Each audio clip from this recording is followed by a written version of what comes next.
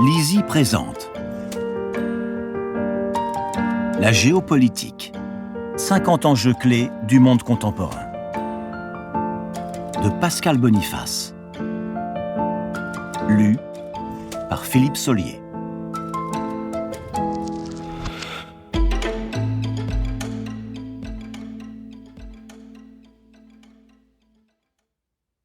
Introduction. La géopolitique fait désormais partie de notre quotidien. Elle envahit les rayons des librairies, des bibliothèques, les écrans, les pages de journaux et les ondes. Elle a fait cette année son entrée au lycée en classe de première et sera au programme de terminale l'an prochain.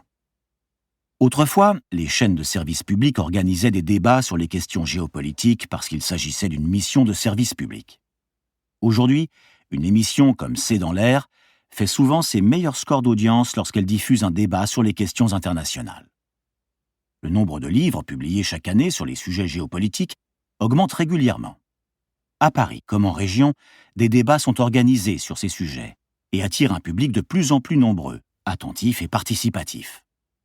À l'IRIS, Institut de Relations internationales et stratégiques, on voit le succès des géopolitiques de Nantes que nous organisons depuis 7 ans, des internationales de Dijon qui verront leur 4e édition en 2020, ou encore des entretiens européens d'Anguin, 12e édition cette année.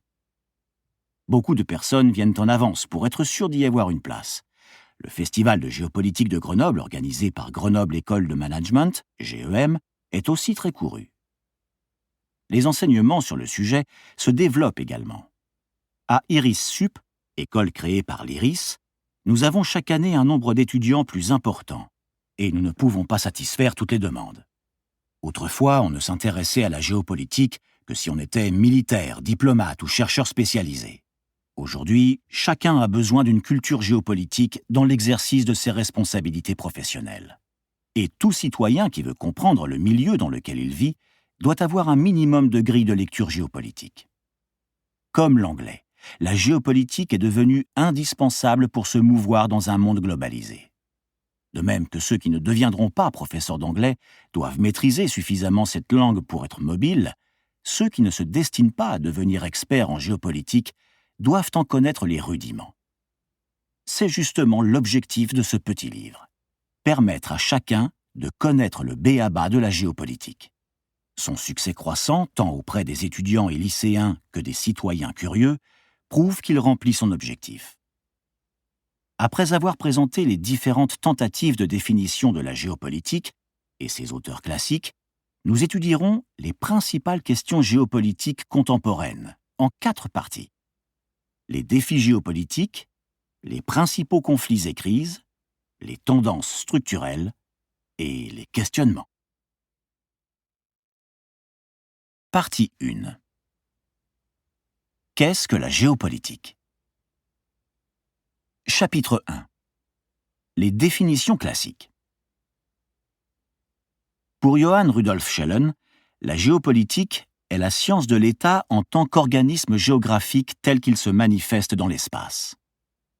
Pour Friedrich Ratzel, c'est la science qui établit que les caractéristiques et conditions géographiques, et plus spécialement les grands espaces, jouent un rôle décisif dans la vie des États, et que l'individu et la société humaine dépendent du sol sur lequel ils vivent, ayant son destin déterminé par la loi de la géographie.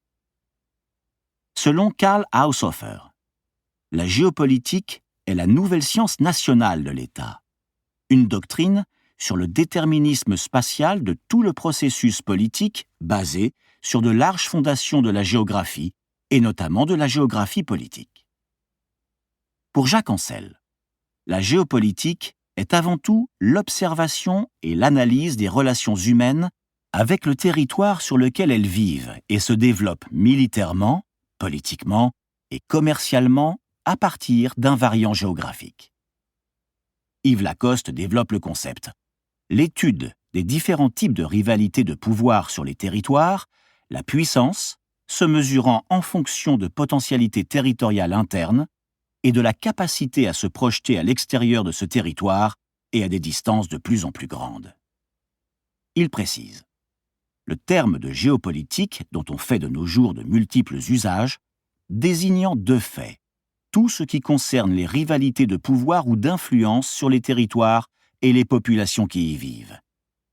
Rivalités entre des pouvoirs politiques de toutes sortes, et pas seulement des États, mais aussi entre des mouvements politiques ou des groupes armés plus ou moins clandestins. Les vérités pour le contrôle ou la domination du territoire de grande ou de petite taille. C'est pour lui la combinaison de la science politique et de la géographie.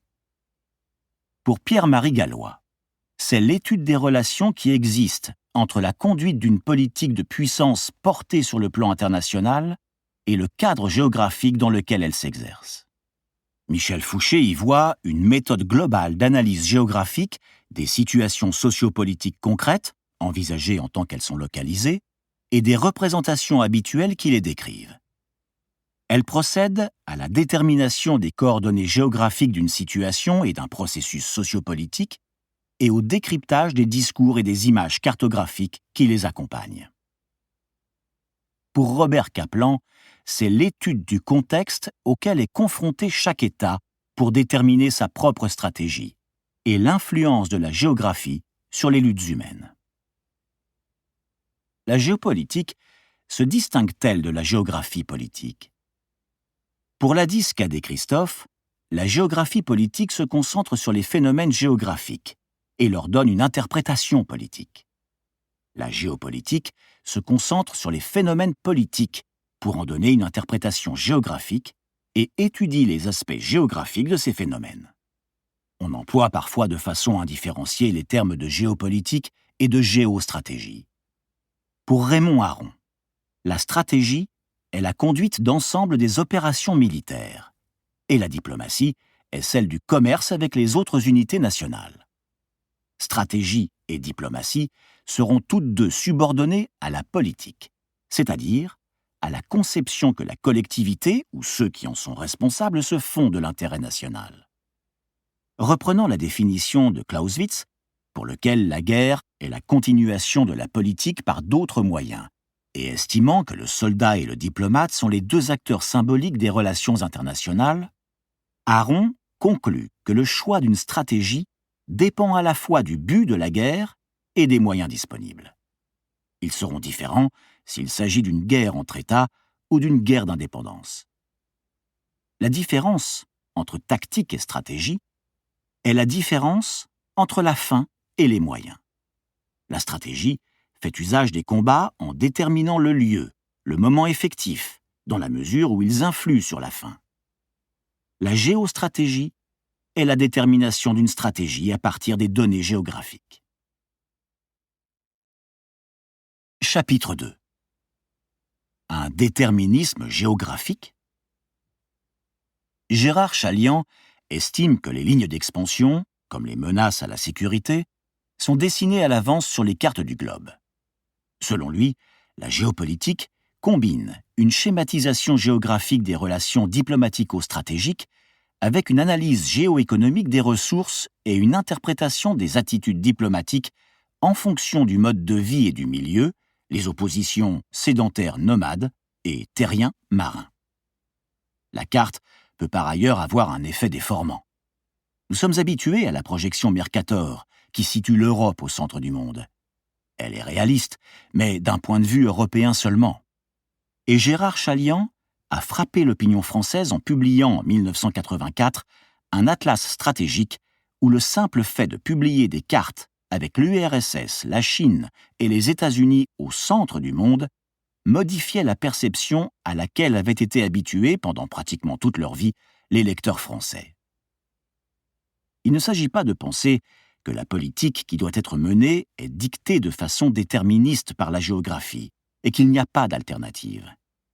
L'environnement géographique peut offrir des opportunités et des risques. Cependant, il n'oblige pas le responsable politique à agir comme s'il n'avait pas d'autre choix que de se conformer aux éléments. Une carte ne suffit pas automatiquement à éclairer nos actions. Napoléon disait que lorsqu'on connaît la géographie d'un État, on sait déjà tout de sa politique étrangère. C'est loin d'être vrai. L'Allemagne et la France sont passées d'ennemis héréditaires à couple moteur de l'Europe, en conservant la même frontière commune. Le général gallois reproche à Alfred John Mackinder que la géographie l'ait emporté dans son esprit sur les réalités humaines. Il écrit dans Géopolitique « Les voies de la puissance ». S'il est séduisant pour l'esprit, le raisonnement géopolitique s'est souvent révélé décevant lorsqu'il a été mis en pratique. Il est intéressant et utile de mettre en avant les caractéristiques géographiques du monde. Mais celles-ci ne rendent pas compte des facteurs humains, de leur évolution. Nous espérons que vous avez apprécié cet aperçu. Pour continuer à écouter ce livre audio sur Google Play Livres, utilisez le lien dans la description de la vidéo.